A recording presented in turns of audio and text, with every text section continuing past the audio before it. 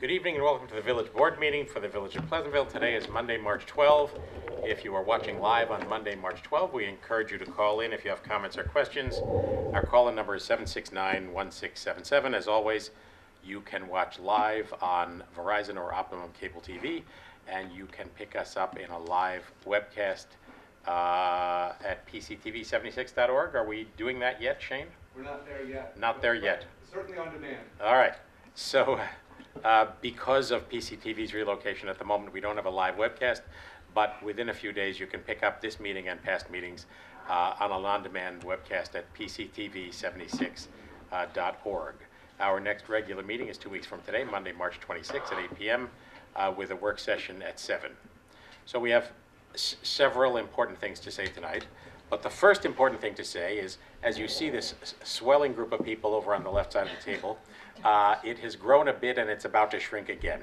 So today, Monday, March 12, 2018, is Patricia Dwyer's last official meeting as the administrator of the Village of Pleasantville.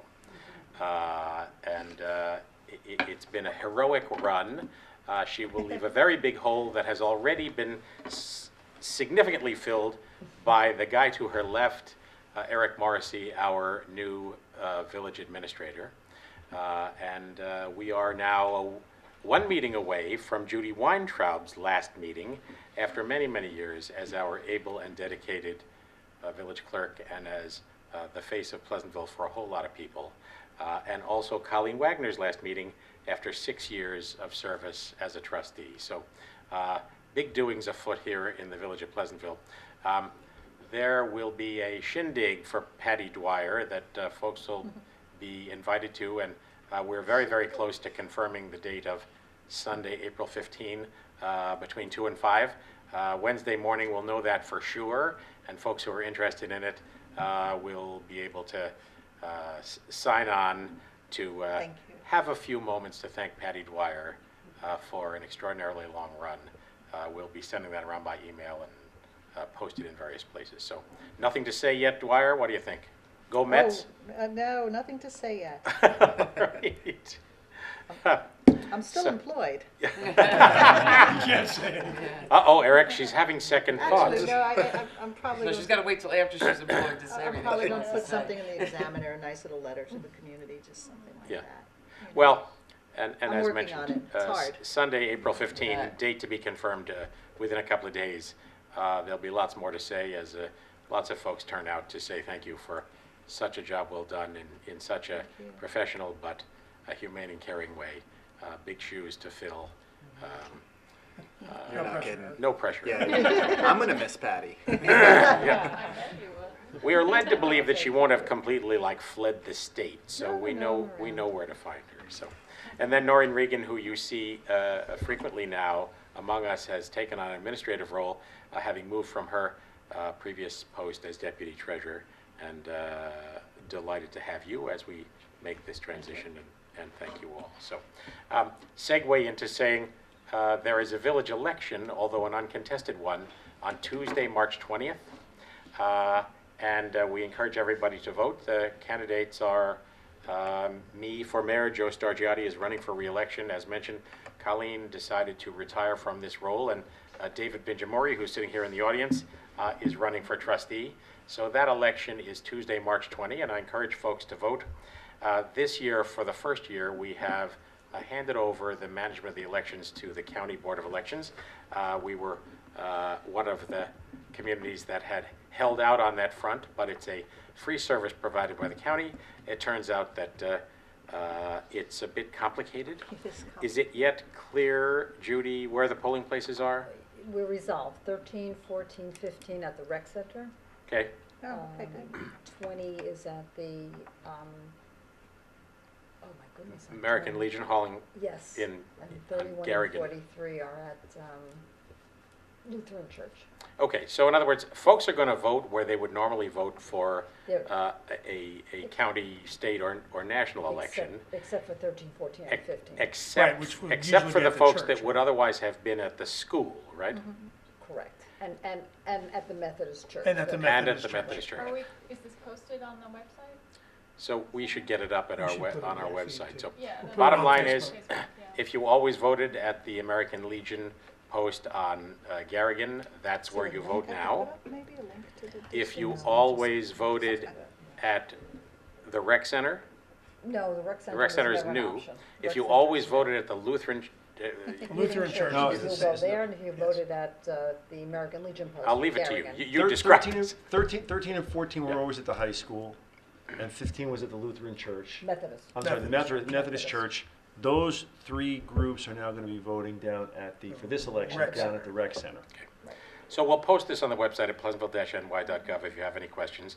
As mentioned, it's an uncontested election, but still encourage folks to come on out and exercise their involvement in civic affairs and vote. So if we could get that list up on the front page at pleasantville-ny.gov tomorrow, that'd be great. Yeah, we were just waiting because Yeah. every day there was a county change Yeah. in line. It's So we look like we're a go. even though Okay. it's un- We did suggest that in an uncontested election, perhaps a single polling place here at Village Hall, the way we used to do it when we ran the elections might make sense, but Duly noted and evidently not. disregarded. The county always wants more. They did Exactly. not. So, Versus that is the upshot of that. So we have come to the end of what I know for many people, this guy in particular, a tough week. Steve Lord is the poster child for a tough week. No power. Could be worse. A little late tonight, dealing with the tree that fell It down. fell down,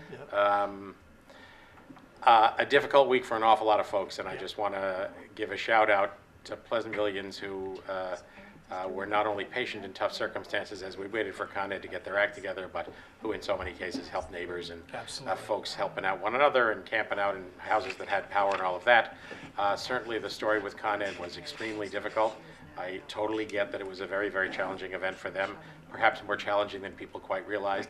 I don't totally get why the communication functions didn't work, why the website maps didn't work the way they were expected to work, and as you've doubtless seen in the press, there'll be lots of discussion about that in the coming weeks and months about what went wrong there, how it can be made better, and what we can imagine in the future might be a better way, not only to get folks restored as soon as they possibly can, but at least to give folks a few days into the incident a reasonable idea of what's realistic. So thanks to all of you for that, and a very special and specific shout out to Jeff Conham, the Superintendent of Public Works, who was on the job for a whole lot of hours, chasing Con Ed in all kinds of places. 133 hours. 133 I mean, that hours. was an extraordinary effort. Right. I worked with him very closely to restore our hillside, and man, hats off to him and his guys for pushing this thing where it needed to be and getting reaction and response and satisfaction from people that weren't necessarily inclined to give it to us. And just plain old knowing what he's doing Yes. and staying here until it's done. So I know that may not have been evident to everybody, especially at the times when it felt like it was taking a long time. Not taking a long time because of our guys, taking a long time because Con Ed just didn't have the resources to throw at it. But Jeff was throwing every power of persuasion, every truck, every body he had in the path of Con Ed to divert resources here at a time when many other communities were in the same circumstance. So shout out to all of those. Can I put one more thing in there? Please do. This is kind of a general statement, but for folks in Pleasantville, for the ones that are listening to this, it's really important if the police have cordoned off a street, there's a reason, right? I mean, we had instances where streets were closed, pylons were up, barrels were up, tape was strung, and people got a little ornery trying to get home and they went around them. And I don't know if anybody saw it, but there was an instance, I believe, in Massachusetts where it was, Oh, I saw that. where a person went around the barrels, around the tape, through the barricade, and ran over a high wire and caught the car on fire and killed the person inside of it. So these things are not put up, these barricades, in instances like we had last week, they're not put up to cause people problems or to, make it more difficult for you to get home. They're there for a reason. And when we have wires, live wires, or unknown status wires hanging over streets, in streets, please work with us. I think, for the vast, vast majority of people, that's exactly what happened. But we did have some folks that needed to be reminded that a police line do not cross tape is an order. Like, you're really not supposed to go around that. And I just wanted to throw that out there again because it did remind me, seeing that tape of the car on fire from a guy that had gone around that barricade, that reminded me that the stakes are real. There's a situation on the other side of that tape that you may not understand. That's it. Much appreciated. That absolutely is true, and I certainly saw it here. Blessedly, no tragedies occurred, but they could have. So One thing I just wanted to suggest, because I work in another area, they have something similar to what we have, is, you know, these code red alerts. And they use them for these types of things, and we don't. And I think that we might want to look at utilizing that service, which everyone would get immediately, for major closures during a storm and something that's going to last. I don't think that's a nuisance, and I think don't it would have either. I helped agree a with lot that. of people. And I don't think we're all utilizing code red the way that we should. Yeah, you should have a policy discussion. I think we I should. think we I should. had this same thought, and of course, we have the renewal of that subscription Yep. on for tonight. So I think that's absolutely right, Colleen. Thank you for that. Yeah. Other comments about storms? No, please. All right, bunch of dates for your calendar. As I have perhaps mentioned, Pace University is running its annual Relay for Life, which is a fundraiser for the American Cancer Society. It takes place in the gym over at Pace University, and it's mostly a student event, but they're very, very much interested in expanding it and having more community members involved. It's going to take place this year on April 14 from 2 p.m. to 2 a.m. in the Goldstein Gym at Pace. If you Google Pace University Relay for Life, you can get all the information. Lots of ways to participate. You can come and attend, and there are all kinds of amusing things going on, entertainment and games and the like, as well as some really quite impressive speeches by folks and by cancer survivors and by people whose families have been affected by it. But there are also ways to help with fundraising, even if you don't feel like you are able to go. So Pace University Relay for Life, take a look at that on the web. That's on April 14. As mentioned, the election is Tuesday, March 20, and we'll have up on the website, pleasantville-ny.gov, a clarification of the polling places so that you can see where you're going. Sunday, April 22 is the date for a fundraiser for an Eagle Scout project by local Eagle Scout Will Promisel. He is raising money to help us install defibrillators at our village fields. And so he's going to run a spaghetti dinner fundraiser at the Pleasantville Presbyterian Church. That's on Sunday, April 22. I know Will is sending out all kinds of stuff on that to folks he knows within the school, but any help anybody could provide with that would be very much appreciated. Just another example of these Eagle Scouts who take on projects that benefit us for a long time to come. The music festival is on Saturday, July 14, PleasantvilleMusicFestival.com. There will be an announcement of the lineup sometime later in April, all kinds of stuff going on. You can get tickets in advance, go to the website, take a look, and mark your calendars for it. I went a little out of order here. Pleasantville Day is on Saturday, May 19. And are we still accepting applications for booths and stuff, or is that all done? I don't know that answer. All right. If you have any question about Pleasantville Day, May think they're 19, full. other than planning to come, inquire down at the rec department about the possibility of having a booth if you are hoping to do so. But our Pleasantville Day Committee, as they have for the last several years, has been doing a great job in thinking up all kinds of new stuff, and it's really a fun event, taking it to a new level with a new bunch of folks involved. So have I forgotten anything that anyone can That was the think of? 19th, you said? That is Saturday, May 19, Pleasantville Day. I just wanted to say quickly, first of all, for those of you who are on Facebook and have not yet joined the Village Facebook page, I strongly encourage you to do so. The easiest way to find it is to go to the Village homepage and click on the Facebook icon in the upper right-hand corner. And then I was going to say, one of the things that I posted recently, and I will post it again, is a survey that our library is putting out. They've hired a consultant to look at all aspects that relate to kids roughly in the 4th to 7th grade range. And they've put out a survey about people's thoughts, reactions, and so on to the after-school period. And the more people who complete the survey, the better. So I will put the link again. I think the link is probably on the library page, but I couldn't find it, but I will put it again on the Facebook page, and I encourage those of you who haven't filled it out to do so. Okay, thank you. Any other announcements? Yep. Yeah, I just want to announce that on Sunday, March 25th, from 9 to 5, Pleasantville Strong and the Mount Pleasant Library will be sponsoring a youth mental health first aid course. Youth mental health first aid is sort of like CPR for a youth that may be in crisis. It's an 8-hour course, and you get a certificate afterwards.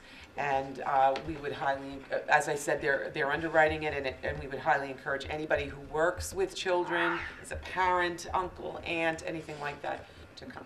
So you can register by going to their website or by going to our website. Okay. Anybody else?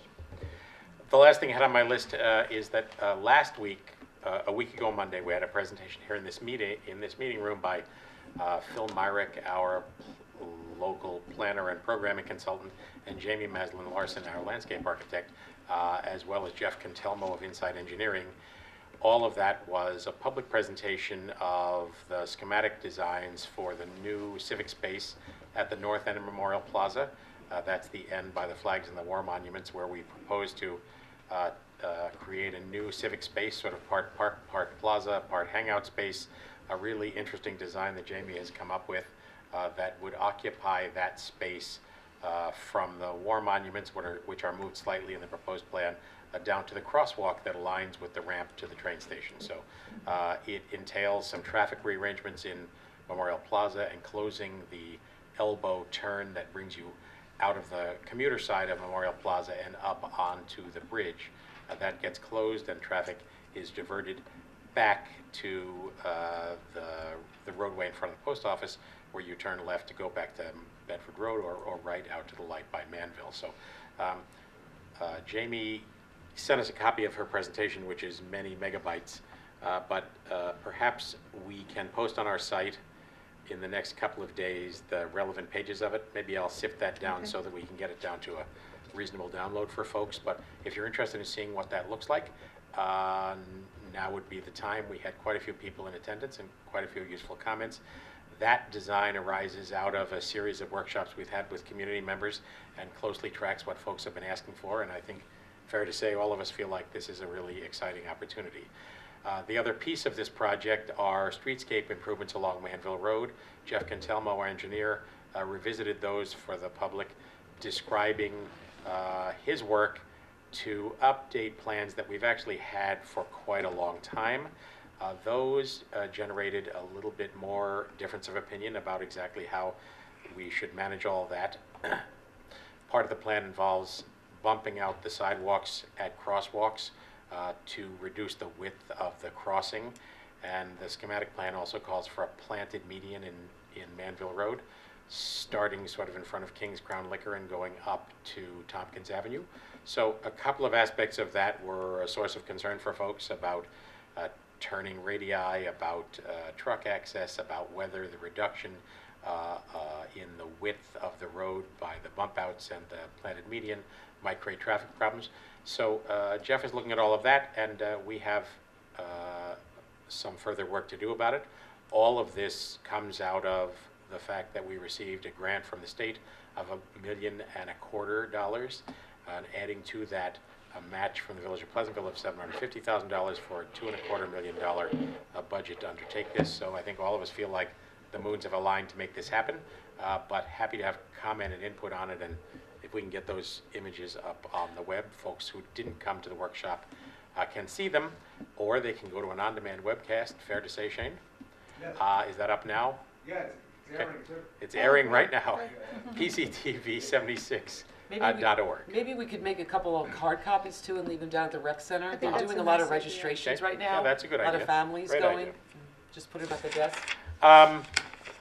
So more on that later. And then the last thing I had on the list, thank you, David Vinjamori, to organize this, is a candidates forum for the 3 candidates for the village board, taking place on Saturday, March 17 at 1 p.m. right here in this room.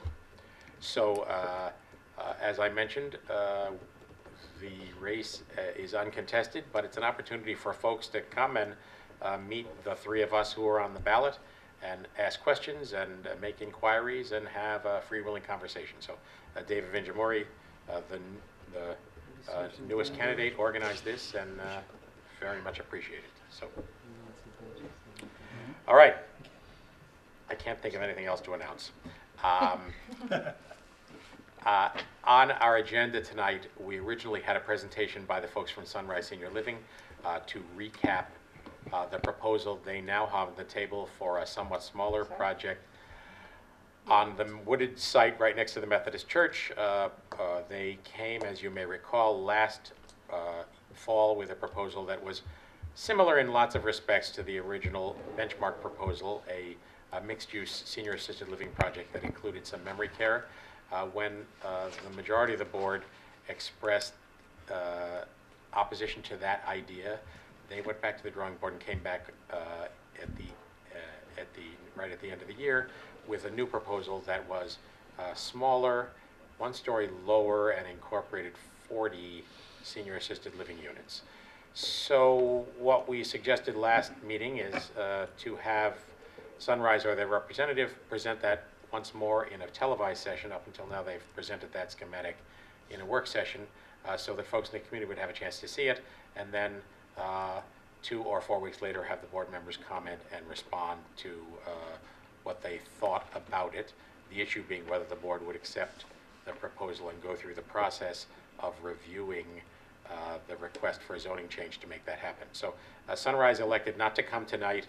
They're reconsidering what to do, what their next move is, and so we'll let you know as soon as we do here. So the Sunrise project is not on the agenda tonight. Sorry, Emily, I waited to say this You did drag that because out. you were a useful contributor on other subjects. I So. think you have other public comment. Yeah, so that's the report on Sunrise. And if there is any public comment on any other subject, now would be the time. Come on up, let us know your name and address, even if we already know it. Emily Persons, 1 Onderdung Place. I was going to send an email and I got delayed and decided to just come to the meeting instead. It's much faster than email. So It's first, thank you to all the Public Works for their efforts. I was out of power from Friday until Wednesday afternoon, and Patty and the mayor, thank you very much for responding to my emails and getting the blow-by-blow. And the worst was my power restored on Wednesday at 3, almost on the dot, and at about 6 p.m., one of my neighbors email, because we had a whole email chain, said, oh, the McAndrews tree just landed on the telephone pole, and now the upper portion of my tree is out, of the street is out. And I emailed you, and you said, yes, I already have a ticket. Yeah. And I thought, how efficient is that? That within like minutes. But it was when I was walking to a neighbor's house, I saw the tow truck, and he said he was, the plow truck, he was right there and watched it go down. Yeah, So. and as unfortunately we painfully found out, having a ticket Doesn't is quite a necessarily- difference between. Well, that was restored pretty quickly. It was, yes. Well, It we had a was. bunch of critical reasons for that. Right, So. but that was pretty incredible.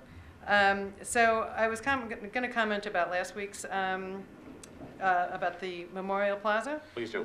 So I thought that was all great. A couple of thoughts, maybe to put out a survey once you get closer to a decision, is to get more community input as to if they want it or not. It's a big change, and the number of people that come is just a very small cross-section. I thought that Bernie Gordon raised some very good points about the traffic, because the way the majority of the traffic was going to be directed all comes to that one place along Manville Road from Grand Street to Wheeler, and it's a lot of traffic all being directed in the same direction, and it's a little bit of concern and overwhelming in that area when you think about the right out of Cooley, the right at Mediterraneo, the right coming out of Memorial Plaza, and then what happens when there's a flood on the Sawmill and that area is then further overwhelmed. So it's just a thought. I live up off of Washington Avenue, so I use this section a lot, and it may be helpful to have better signage for parking, because you do have, Pleasantville is becoming a destination with all of our restaurants, and Jacob Burns and the new retail, and now you have many new homeowners in these townhouses and whatnot. Nobody knows where to park, and you have this kind of strange driving situation, and maybe you could consider putting a page on your website that has all the parking information, all your 1 meters, 2 meters, 3-hour meters. That's a good idea. And then encourage all of your restaurants, and Jacob Burns can have a direct link from their website to your parking page. And then everybody who's coming into Pleasantville, oh, I'm going to the Burns, where can I park? And, you know, the Burns has a direct link. It may be helpful to alleviate some of that. That's a good idea. The Burns particularly- actually has a good map. What's that? The Burns actually has a good map. Do they? I They mean, do, Yeah. on their website. right. Digital map, so maybe we can adopt it. could- Yeah. It's a digital But, map. Modify but to it. No, you're also absolutely right. That's a good idea. have the rules, Yeah. because, you know, you also have hair salons in the middle of the day and some of the things. So the other thing that encouraged me to speak out, I have a half an acre piece of property at my house, and my house is situated in the back corner, so the majority of my yard is in front, or kind of looking out my kitchen window. And I think the design that they offered is beautiful. I mean, there's no doubt, it's just gorgeous, and lots of great usage, and I have no complaint in any way, shape, or form about that. But I was thinking, you know, a half an acre is a lot of property. It's a lot. It's a big space. And how much of that is going to be used every day, all day? And, you know, think about the amount of real estate that Monday through Friday, when people are at work and it's a beautiful park, how much of that will sit empty when we're losing a lot of parking spaces? You know, you're losing 25 to 30 parking spaces. And, you know, Monday through Friday, are there 25 empty parking spaces? And if there are, then my comment is moot. It doesn't matter. But if the parking lot is really full and you're going to lose 25 to 30 for this half-acre park, a couple of different thoughts. Can you achieve almost the same thing with a third of an acre so that you don't lose quite as many parking spaces? Or in the area that's going to be kept as a hard surface for the farmer's market, could that be a decorative surface but still parking, so that Monday through Friday it remains parking but then is still decorative and then is somehow cordoned off so that on holidays and weekends it goes back into being park? So just a thought, because, you know, think about like our formal dining rooms and living rooms, big real estate in our house that are never used except for Christmas or Easter, and you then are all cramped into small kitchens, or, I mean, our house is all different design now, but it's a lot of real estate every day to be kept in a park, and on a day like today, it's not really being used. So, you know, also, were they going to move the gazebo, or is the gazebo staying where it is? At the moment, the project doesn't engage the gazebo It at all. doesn't, because that is a number of parking spots, and if that, Right. is there an emotional connection or a historical connection Well, to the depends gazebo? who you ask. I certainly. know. Yeah. Maybe if it was moved, I mean, I don't know, Yeah, that was just, no. but, you know, I just had a thought that a half an acre is a lot of property, and it's possible that a third could be just as effective with multi-use for the hard space, for the parking lot, because 25 to 30 spots is a lot of spots to lose. No doubt. A couple of things to be said about that. We have a stack of designs in the end that ended up on the cutting room floor, and one of them was kind of what you describe, a hybrid zone, parking at some points of the day and then civic space at Right. other points. And that was hard to pull off for a variety of reasons, one of which is there are some limitations about what you actually gain. For example, if you go from a half to a third of an acre, as you describe, you have to fit parking spaces into it, and the module of the parking space and the drive aisle doesn't help you that much, depending on how you design the whole thing. But the interesting thing that I observe, and I'm here at some point or another every day, is at the moment, although we have a waiting list for parking permits, we often have empty spaces in the lot. Well, that's why I said that. I mean, like, and- sometimes, how many Right. empty spaces are there really? If So- there are, then there's no issue. So part of that is we conceivably could oversell a little bit more than we do. That is to say, if you have 100 permits for 100 spaces, it's unlikely that everyone's always there every day. Over the years, the usage ratio, so to speak, has changed quite a bit too. And just when you think, well, we could oversell further because we have all these empty spaces, then it creates a problem. So anyway, that's definitely on the radar screen. The other piece of that is we are reasonably confident that we can recover at least some of those lost parking spaces in some other places, and potentially quite a few of them. And one piece of that obviously is the lot that we affectionately call the Lane Plumbing lot, Right. the former site of Lane Plumbing, which added about 50 spaces to our inventory when we bought it a few years back, but which potentially could add more than that. So, I think the big picture goal here was, as you rightly point out, obviously this thing is going to have a different character at different times of the day and different times of the week, and there certainly will be times when it's fallow, but the sort of a magnetic center quality of a really beautiful space, we feel like is delivering something that folks have wanted for a long time. And so all your comments are useful. I thank you for that. Somebody also commented, you don't want to make the seating too comfortable, you might have people sleeping there. All right. Anyway, thank you. Thanks. Every solution begets a problem. Thank you, Emily. Sure.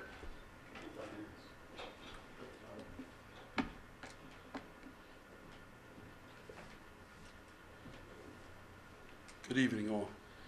My name is John Carrero, 77 Stevens Drive. This is my neighbor Diane. Giorgio, 73 Stevens Drive. Welcome. So I was nice enough to meet with Patty Dwyer and this young man who's taking over early on in the year. On December 28th, there was a water main breakage in front of 64 Stevens Drive. The house had been vacant for 9 years, totally abandoned. The new folks fixed it, and it's working. A few weeks later, lo and behold, I received a bill. And so did 15 other households to repair the water main. I came in and spoke to them, and I don't understand why they didn't pay for it. They informed us that we're responsible for the water main that runs in the street, not our water main. Thank you, Mayor. Exactly. Not our water main. I know that. I own 7 houses in the Bronx. My water main is my water main. But the street water main, how is that our liability? So what's the detail behind that? Well, the area that we're talking about is outside the village, up on Stevens Drive. It's a non-districted area. But any place outside the village, any customer outside the village is responsible for the infrastructure. Most of the areas outside the village are districted. So if there's a break on those lines, a bill goes to that district to repair, or the district undertakes its own repairs. And those In districts their are bigger. circumstance, which is very different, and there's probably a few areas that are similar to this, we have to bill the individual households that are on that main. Which is 15. In his case, it's, From where the water in main her broke. case, of 15. But the street Yeah. behind us, they have no clue that they also responsible for the water main. Nobody would let us know. I've been there 11 years. So when you buy a house, if I'm selling you my house, wouldn't you like to know that, God forbid, the water main breaks? I would, yes. You would, right? I would You would. But anywhere Now, else, I- yes. because it's a town, they're in the town, and towns deal with districts, but How I many, Right. how many houses got billed for this particular? think 15. 15 on this break, yeah, there's And 15. and so are those all folks that are downstream from the break? In other Correct. words, they're directly serviced by the water main where the break is? Yeah, John Lynch works that out. I mean, they know who's affected. There's probably 3 areas outside the village that run into these situations. One is the right-of-way, they call it, behind 7-Eleven up in the hills on Locust and that entire area. And then the other is Well, we up don't serve by- that whole area. But if it was We serve districted, most of it. so now if this Yeah, area and was, then up by, off of Sarles and Mountain, there's town services out there that are undistricted as well. if this area was districted, I'm assuming the district would be bigger than these 15 houses. It could be. And that entire, so let's say Yeah. with 30 houses or 35 Correct. or 40 houses, they'd all be billed for this because it would be Right. part of one They'd district. still pay the bill, but I I understand, think but it's the shock distributed was knowing differently. that, it's a main, and in other instances, it's as part of the public infrastructure, and you pay for that, differently, but because they're not in the village, there's no way to attach those costs to When we have a district, do we have a district tax, or do we use part of the water bill and apply it as like a district tax for infrastructure? Or do we actually build districts? I'm just trying to get the difference between We this build situation districts. and that district situation. How do we- Districts get billed they get one bill on a master meter, and then the town goes and bills all the individual Apportions it out, customers right. that are The town of Mount Pleasant. correct. Do In these folks get to circumstances go where to there's a Mount Pleasant? district that we serve. Yes. And these guys are in the town of Mount Pleasant, but not districted. Never formed a water So they district. get it billed directly from our water department? Correct. But if they were districted, it would still be a small number of homes. Right. What about the town of Mount Pleasant? Do they have any responsibility? They don't unless it's a district. Okay. So years ago, the village went in different directions with distributing water outside. You know, it entered into these sales to non-resident, non-districted customers. Today, their arrangement's not even legal. We would not be able to provide water for them. They'd have to drill wells. Why didn't Because they they get don't put have- into Or a create district?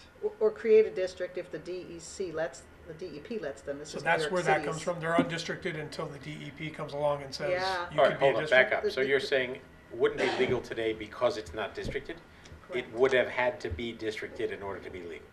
For us to serve it. We've gotten calls as recently as last week from people out in different areas of the town that want to connect to the water system, and that we can't connect them because they're not in bona fide water districts that the DEP allowed.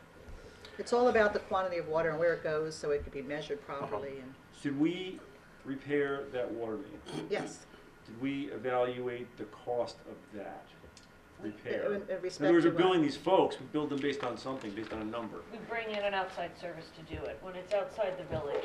Okay, It's do not our we, guys. do we know what It's not that our cost guys. is? What it cost us to make that repair? It depends. It's- I mean, would we do internally? Whatever they're being I don't billed for, they're understand being the for billed 1/15th each, or Right. something like that, some formula. Each one of these houses is being billed Right. to reimburse us for the cost. What does that cost total?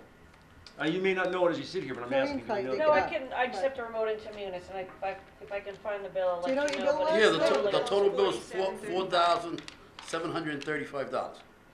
Per house? No, with Total. 300 and Oh, okay. per house. All right, I was gonna. No, but Give me a heart attack. No, but we could get a heart attack. God forbid, and they say, not her, but the head of the water says it's impossible. I brought a guy in from the city, my daughter's nephew who builds hotels. I said, Peter, do me a favor, how much linear? Let's say that had to be replaced, He right? says you're looking between $70,000 and $120,000. To replace the water line. The water line, the water how line. is that fair to us? So, Yeah, but it would be any district. I mean, it's just the way it Yeah, is. but how is that fair to the people? We pay Yeah, that's Mount just- Pleasant taxes, and we Yeah. pay the water here. So where does the tax money go? There's no infrastructure, there's nothing. I went to Just- Mount it's a Pleasant, circumstance, I think. of- Mount Pleasant isn't, Not- it doesn't- it they're not doesn't go spending to a it. dime on this. Right. I know, I went to Right. Mount Pleasant, Yeah. they said, Not our you problem. pay Pleasantville Water, go talk to Yeah, them. that- So, so everybody got billed 300 and some, 300, Right. that's not, right. that bill is But not in the the problem. hypothetical, in a Just worried situation, if something else right, happens. in a hypothetical, And that it if could there was happen. some catastrophic failure of the entire main, those 15 homeowners would have to pay to have it replaced, just like on a private road or something like that. Yes. That's what I heard from Mount Pleasant, you must be on a private road. I said, this is your town, you don't know I'm not on a private That's road. not a private road. It's a And you public said the road. And road it's a behind busy- you is in the same circumstance? Same, they have no even clue that they have to pay. Which one is that? That's, what's the street behind High us? Ridge? High Ridge. Yeah. So here's the difference between you and me, though. I live in the village, and I pay village taxes, part of which goes to support my DPW and water department to make repairs on my street. So if my water main goes out, they make the repair, but I'm already paying for it. I pay for it in my taxes. And that's not in Whereas your you don't water do bill, that. the That's consumption itself. kind of a difference. But I think he's saying if something more catastrophic Yeah, then happens, they're all how do you screwed. protect yourself? And they I mean, don't is there know a way- about it. No. Can you buy an can't. insurance policy for something Well- like that? Like, could the group? I don't know that answer. I don't know No? where it would I exist. spoke to my insurance guy. Is there, he says, the No. town has to get insurance, not you. Wow. The town. So Patty, in the hypothetical that these guys and say High Ridge behind them wanted to district, that is all of the homeowners who are outside the village in this zone wanted to create a district, is that a logical step to take? They'd still end up paying for any repair that, Right, so what, I mean, in this case, it was maybe they divided can get up. more people to pay, maybe they can catch more people in the area, but, I mean, I want to explore the dynamics of Uh-huh. that. So in this case, the 15 houses served by the pipe that broke right? got billed. Mhm. If they were a district that included, say, whatever it is, 40 houses, Stephen and High Ridge, would this expense have been billed to the entire district and all Yes. 40 of them would share the Yes. cost? And then in the hypothetical that there was a more catastrophic problem, it's a bigger group of people sharing the cost. What about Virginia? Are they part of this? Virginia, yeah, that's the crossing, right, Virginia? I don't know if Yeah. we serve customers. It's So all- it's probably all that whole neighborhood, That right? whole neighborhood, yeah. So that's a fair number of people. Do we know how many unserviced people outside of the district there are within the town Yeah, of we Mount have the Pleasant? numbers. Well, so if you described that the current lay of the land is that you cannot create an undistricted water service, Correct. We should these cannot- folks We can't add and- anybody else to the okay, system unless they're in a so, district. but So they're is it- grandfathered. Is it in Yes. everybody's interest, these folks, as well as any other neighborhood in that situation, to pursue becoming a district? It's very expensive, but Because what? they'd have to get a master meter put in, and. they At would- the arrival point Right. of the water that we Right, supply. And then they probably need a redundant meter for that as well. It's just, it's not inexpensive, and I The don't know cure what is they worse would than gain disease. because, it depends on if DEP would allow more water to be served outside. But they're But already they're already serving getting that the water. water. If I understand correctly, when there's a district in the town, there's a master meter. The master meter is billed to the town, and then the town bills it to the homeowners. So, and effectively, the town owns the main, we're just providing the water. Right. So if that water main breaks after there's a district, the town would repair it, because they're paying town taxes. I pay village taxes, so I have a DPW. They have a DPW, they have a water department. So when we put a meter, everything outside the meter is owned by somebody else. That's right. Right? So it's owned by the town. The act of districting would automatically take responsibility for maintenance of the pipe That's and what I'm it's just out? asking. So maybe that's how they get protected, by going in on a district. But they'll get And that now the bill. town will take responsibility for the main. But they'll still be, but because they're the district that incurred that cost, they'll still get the expense. That's between them and the town, because the Right. town owns. Well, it's the town same thing would they're make the saying here, repair. though, it's between us and it's the same situation. So- They're still gonna pay for that main if it breaks. But if this broke downtown in front of Joe's house, that's a district too, right? I don't pay for my Well, main. the village itself at large is a district. Is a district. A Yes. very big district. But so then Correct. we're not billing the district for the cost of a water main break, we're absorbing it in the Correct. village. That's the point, that's what Joe was saying. This falls into the category of things you wish you didn't have to find out about. Yeah, Exactly. yeah. Oh, man. David, you So- had a Yeah. question? Is there a way that you could take all the unincorporated houses and Put them all build a big together? district to Yeah, sort that's of what I was provide thinking. insurance? I don't think so, because Not the together. question was, the question David Venjamuri asked was, could all the undistricted areas of the village be combined together to create a district? But it can't, because you need the fluid dynamics to be going through a meter Right. serving a geographical zone. contiguous. Everything And they need to really downstream from just the be meter is on a self-contained. district, but it's Yeah. one meter, one main meter to the town for that district. And they need not to be connected to others, they have to be self-contained. It's its like own we thing, it's its Right. own And little why are they not tributary. getting water from Mount Pleasant? Because Mount Pleasant doesn't have Didn't that have water. infrastructure out there. What's the next You know, We serve a governing, much what's the broader next area. governing body that deals with this? Does it go to the state or? No, there's no place to go. I mean, Right. honestly, this So is it's it. not- What usually happens in these circumstances, this doesn't usually happen. Municipalities, for all the right reasons, usually don't extend water services to other towns. Because it just, you just don't Complicated. have, yeah, it gets very complicated. Usually it's an annexation issue, Right. if you want village water and sewer, you have to annex your property to the village. Right. But here, So let's go to a different district for a second. Let's say up Locust. There's water Yeah. up there and we sell it and it's a district. And, not a district. all right, where's there a district? Give me an example. There's one up on Bear Ridge, there's Okay. one in Apple Hill. Fine, Bear Ridge, there's a meter, the Several. town. Yep. If there's a break up there in the main, who repairs it? Us or the town? Town. Okay. And they, I think, bill it back to the district as Yes. a rule. That, They have to, that's town law. well, they don't have to, they could just pay for it. It's their town, it's up No, but it's up the to money them. comes from their district, I understand. yeah. So, I mean, They have other water mains in the town that break and they repair them. So I don't know what the town would do, to be honest.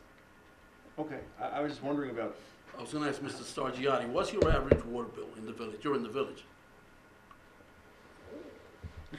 4 teenage daughters. Okay, just so I understand. But you asked me my average? I'm gonna say 275 to 3 1/4 per quarter. That's my- 8-year-old, no. 8-year-old, 13-year-old. 450 to 575 per quarter. Wow. Wow. Well, This their is rates, winter. their rates are twice. Your rates are higher because you're village buying rates. our water. That's And we true. still gotta pay for the main.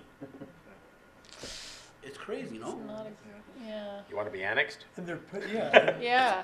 but you said Bear Ridge is a district, right? They're off Bear Ridge. Right there, 2 seconds. Why aren't they, can't they join that district? Probably, infrastructure probably The can't. water connect. maybe doesn't come off the same pipes, it comes a different We way. could look at it, but I You're haven't. kidding. I mean, it seems like if, there's gotta be It's all a there. solution other than orphaning these folks to thousands and thousands of dollars of cost. The guy in Mount That's Pleasant not- says, it's if you want a not- suggestion, good suggestion, Believe move. me, there's no That's exactly there's what no he said. He said solution. what? Really? He There's said no to move. solution. Well, that's Yeah, they're nice. lucky That's they have exactly village what he said water. at the water They're department. lucky they have village water. Their house Well, they're wouldn't not even be lucky they there. have village water and the They are main lucky. breaks and they're out They'd be on a $100,000. well, right? Right. They'd be on a well. So, Which is And the no town kick- can't get water there.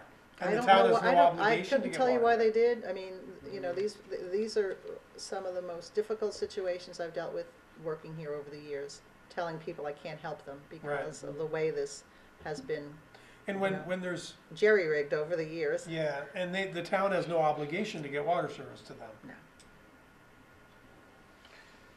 what you make the point, and you're quite right, that when you buy the house, it would be fair to think have somebody this. would Well, honestly, discuss it's, Right. to when have I this sell my discussion. house in the Bronx, you gotta tell them, you gotta let them know what's wrong, what's not. Right. Even if somebody died in the house, Oh, really? Right. you have to let them know. Yeah, Yeah. yeah. You have to let them know. Yeah. So now So- when you come to my house, I tell you I want $1.2 million.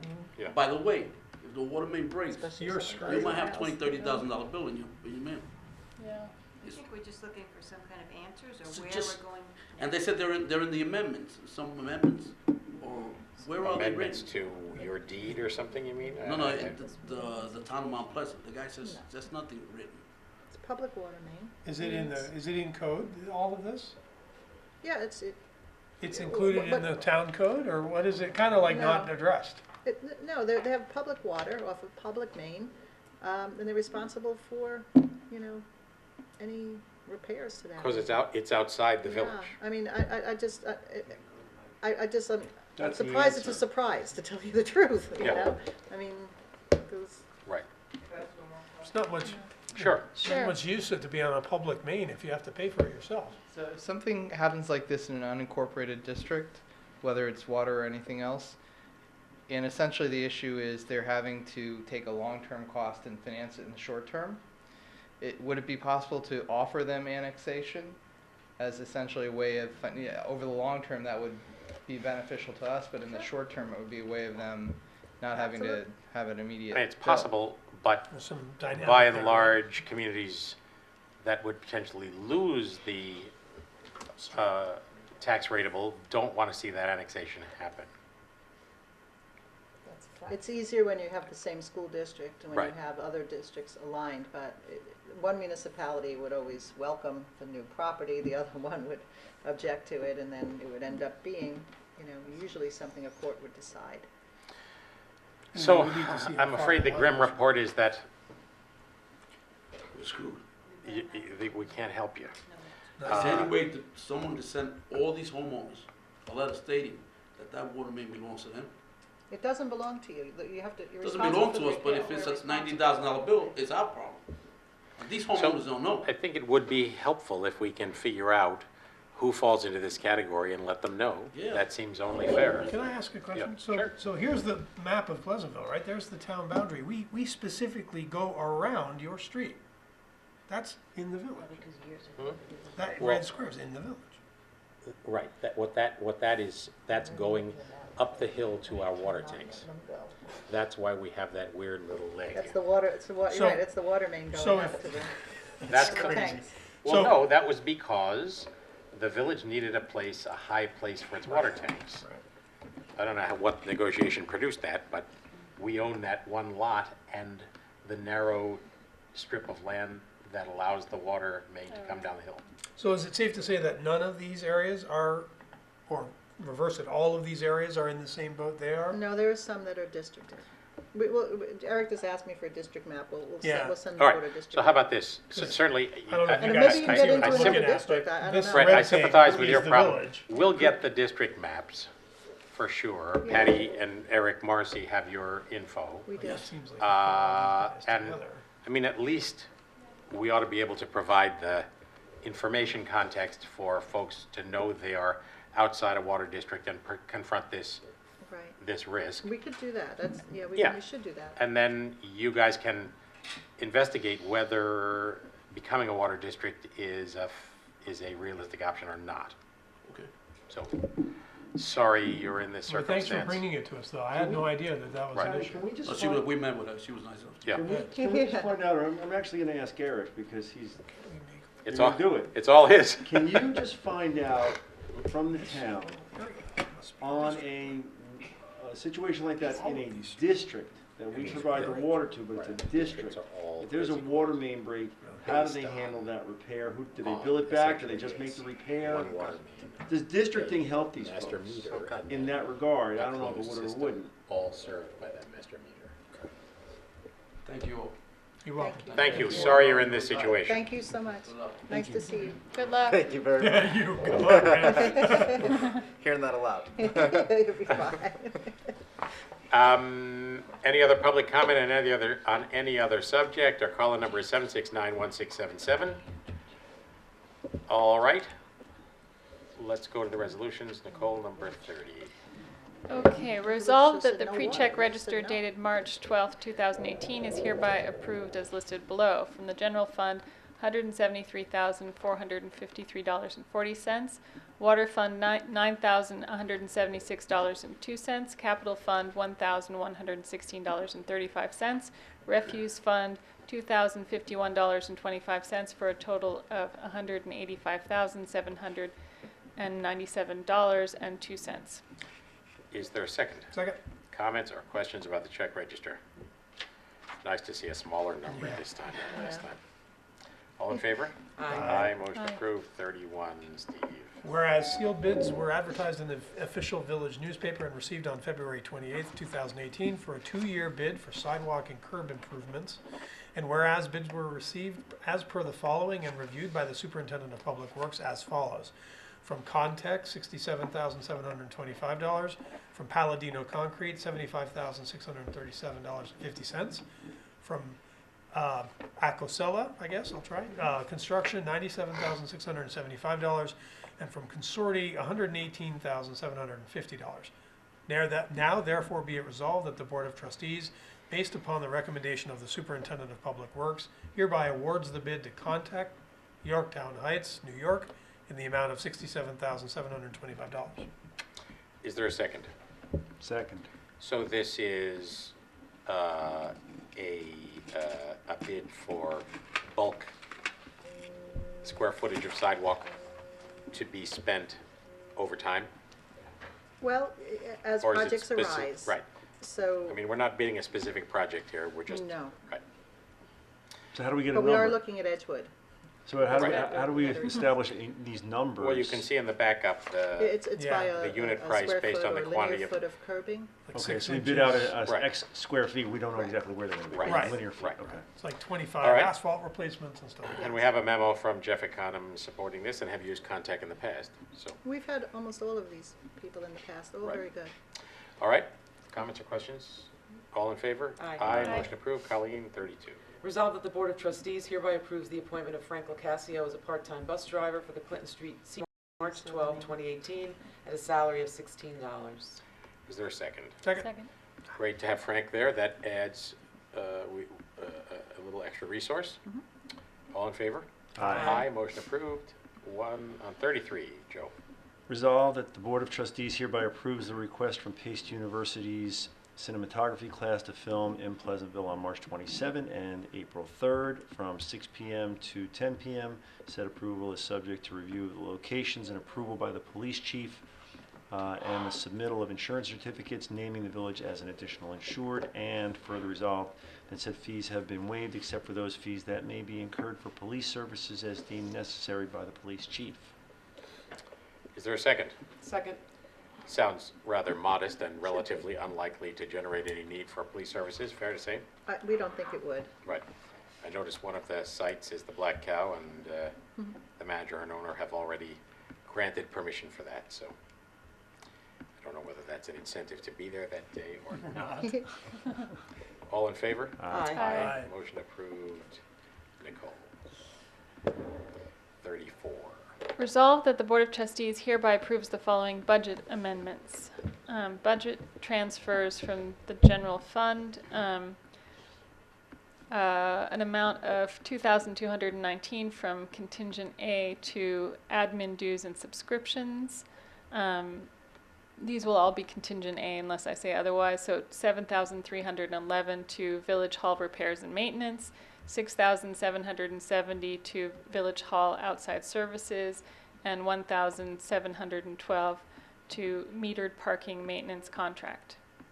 $3,000 planning and zoning contractual. $813 from ordinance updating expenses to legal notices, $1,010 from police detective dues and subscriptions to police uniform communication equipment, $6,683 from snow outside services to snow equipment, $27,194 from park supplies to park equipment, $5,550 from leaf collection supplies to highway equipment. Next category from appropriate fund balance, general fund, $27,441 from judgments and claims for tax certs Campus LLC in Pleasantville Gardens, $33,621 from police equipment auto to new vehicle for a new vehicle. $75,000 transfer to capital for police dispatch improvements. Increase revenue and expense amount of $2,000 from senior trips for senior center trips. $96,000 from the Panther Club revenue account goes to Panther Club part-time. An increase in revenue and expenses from the capital fund. $75,000 from interfund transfer from general fund goes for police dispatch improvements. Is there a second? Second. So that among these various pieces, police dispatch improvements reflect a capital project we agreed to based on the advice of the police chief and Lieutenant Woolman, who had put together a plan. Our police dispatch area was built when the village moved in here, which is now shockingly pushing 20 years ago. Wow, right. And the whole desk area 99. has become a patchwork of stuff as new technology has been added, and some new technology will be added again as the 911 system changes, so that's what that's about. Any other comments or questions? All in favor? Aye. Motion approved. Steve, 34. Hold on, Steve's gonna get back over there. Resolved that the Board of Trustees hereby authorizes the village administrator to sign the agreement with ONSOLVE for Code Red services at an annual cost of $4,489.20. Is there a second? Second. So further to Colleen's comments earlier, we're a participant in Code Red, which is an emergency notification system where folks can sign up and give us alternative ways to reach them. Cell phones, text messages, emails, whatever you may want. A huge advantage in a situation where you have lots of folks to contact. And it also gives us the capacity, which we, as Colleen pointed out, have never used, to actually draw a line, in essence, around a geographic area and send such a message only to an affected area. So we entered into this service after Sandy, recognizing that when there were so many people out of power and we had little way to be sure we were reaching them, that this would be a safety measure as well as a convenience, especially for folks who would like to know what's going on but may have headed elsewhere if they are out of power. So, Well, and not only just to people in a specific geographic area, but if you're coming through town and, you know, Four Corners is closed, it would be great to know that so that you could, take yourself off. As I said, I have several red alerts that I'm hooked onto because of my work, and it's great because they'll tell you roads that are closed. You know, they don't use it for things that are trivial, they use it for major things, but it really helps. Yeah. And I think we could, you know, we have this, we pay $5,000 for, we could get a little bit more for our Right. money. I agree. I have a couple quick questions Go. on this. So we're getting the unlimited plan on this, right? That's the backup to the resolution is the unlimited plan for the same amount of money as we're approving. I'll look into that. I don't know why we would not. Well, it's the We same really number. only have one, we only have one enhanced plan. with And in COVID. that plan is unlimited severe weather warnings, 24/7, you know, all that sort of Okay. stuff. And we're getting that from the National Weather Service, but I Yes. don't think we're availing ourselves of everything this plan allows us to do.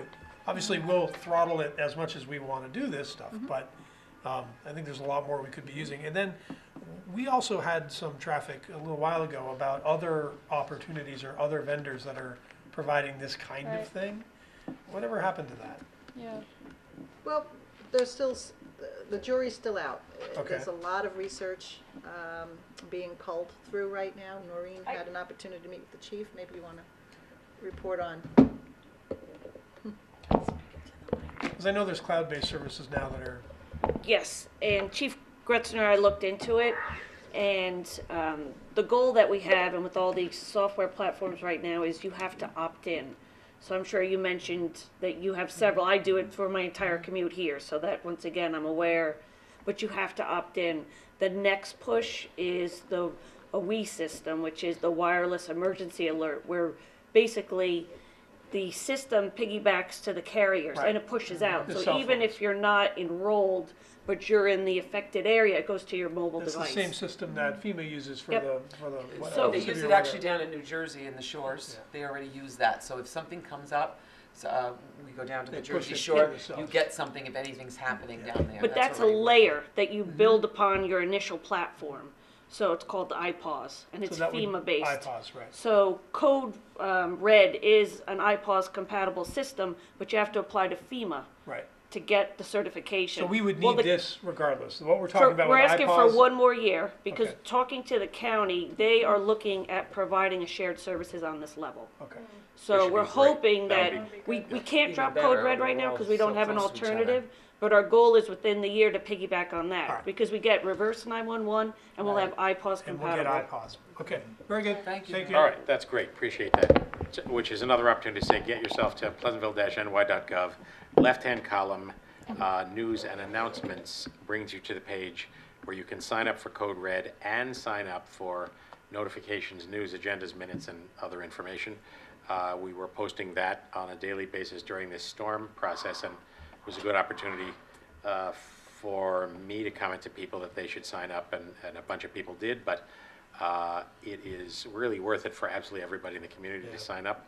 So pleasantville-ny.gov, left-hand column, news and announcements, that takes you to the page to sign up, and you can choose the lists you want. So Do we have stuff at the rec center for this as well? Because like you were saying, there's a lot of people signing up for stuff right now. We should Code Red? have some sort of, I don't know if we have any more cards. We had a bunch. We had a Take bunch. look. Yeah, we We used had them to. at the library. Yeah. if we we, have- And rec. when we How do renew they- the you're right, I contract, do don't we get think we any have- collateral from them? I think we should make some more because Or do I we Okay. get Ask that? for it, think we're out of them They here. might have, since we're signing the contract. Yeah, see, maybe Yeah. they have Or- collateral that they can send us if we're They do, signing the they have contract. great things, and we had them at the library, Yeah. at the rec, we did We put have a them big around banner Steve. too. Can you know, guys sign up for find- Code see Red? if we get that along with the printed contract that. I renewal? still have the artwork for that if we need it, so. Okay. All right, all in favor? Aye. Aye, motion approved. 36. Resolved that the Board of Trustees hereby authorizes the village administrator to sign the agreement with Westchester County for E911 services as detailed in their agreement dated March 12, 2018. Is there a second? Second. Has anything changed in this? No, Essentially there the are same some thing we've done. enhanced, there's just some enhanced equipment coming to us, but we Right. are one of 45 municipalities that participate in this E911 system. And this uh, enhanced equipment is part of the It's provided at no upgrade. cost to us. We just have to Right. staff, the dispatch area. This is part of 24/7. the renovation that we also are doing, right? That new Yes. equipment's coming into there, right? All right.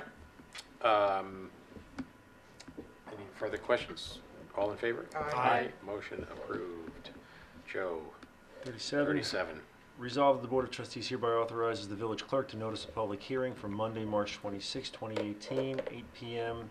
for Prevailing time, 80 Wheeler Avenue, Pleasantville, New York, to hear comments as it pertains to amending Chapter 166, Article Roman numeral 9, Section 31 of the Village Code entitled Cold War Veterans Real Property Tax Exemption as follows. Section 166-31, grant of exemption. A, residential real estate property which qualifies under the provisions of Real Property Tax Law, Section 458-B, shall be exempt from taxation to the extent of 15% of the assessed value of such property, provided, however, that such exemption shall not exceed $12,000 or the product of $12,000 multiplied by the latest state equalization rate of the assessing unit, or in the case of a special assessing unit, the latest class ratio, whichever is less. And to be added to that is B, the exemption provided under this article shall be effective for as long as the qualified owner of qualified residential real property remains a qualified owner thereof, without regard to the 10-year limitation period previously in effect. Is there a second? Second. So that's a notice of a public hearing 2 weeks from today, essentially an exemption that already exists that we are now extending beyond the 10-year limitation period. That's the only thing that'll be changing. It won't sunset. Right. All in favor? Aye. Motion approved. 38, the last of the night. Resolved that the Board of Trustees hereby approves the minutes of the meeting held on February 22nd, 2018. 26th. Oh, 26th. Thank you. Time warp. Is there a second? Second. Any comments or corrections to the minutes? All in favor? Aye. Motion approved. That being our last resolution, any new business? Any further comment from the public? 769-1677. All right. Is there a motion to adjourn? So moved. So moved. Patty. I think that's appropriate. I do Can too. we have Can in we the do The minutes? gavel, do you want the gavel? Come on. I don't know. That's power. That's Can the minutes reflect that Administrator Dwyer sought to second the adjournment and the all clerk of you. refused to accept usurp it? the electoral. This is to all of you, too. Bravo. Well done. Well done. It's been a good run, Dwyer, and been we're a not great done with you. run. We'll have plenty of uses for you in the future. You're It's been not a getting great out run. this easy. As mentioned to folks in the community, Still keep an eye running. My out. first retirement among many, I'm sure. Yes. Keep an eye out for notification about an event to celebrate Patty Dwyer and her long years of service. Almost certainly going to be on Sunday, April 15 from 2 to 5. We'll know that for sure on Wednesday. So thank you all and good night. See you in 2 weeks. Don't forget to vote. Yes, vote. The 20th. We didn't vote to adjourn? I thought we We did. did. Voted. Yeah, We we are. did. All in favor? Aye. Aye.